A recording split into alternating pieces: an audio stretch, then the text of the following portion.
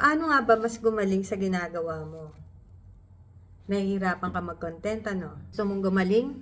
Tapusin mo itong video na to. Nagsimula tayo ng motivated. Gumawa ng content araw-araw. Nagkaroon ng mga kakilala. Sabay-sabay na humataw.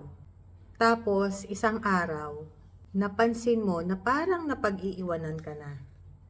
Nagsimula ka ngayon na magkumpara ng resulta mo sa iba. Araw-araw, yan na lang ang lagi mong tinitingnan.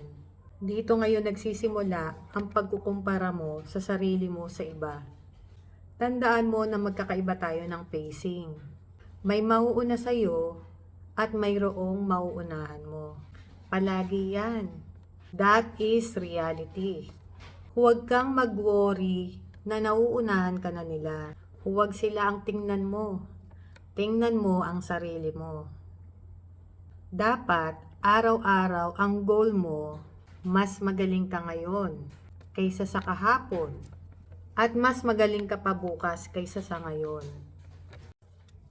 Ang pinakakalaban natin ay walang iba kundi ang sarili natin.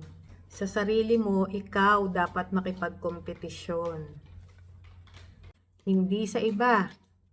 Gawin mo yan consistently. Kapag nga binabalikan ko yung mga unang uploads ko at yung mga pinagdaanan ko, talaga namang natatawa na lang ako sa aking pinaggagawa.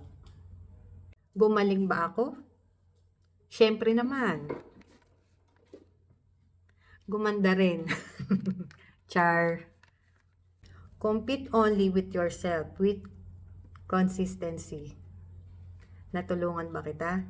Follow for more.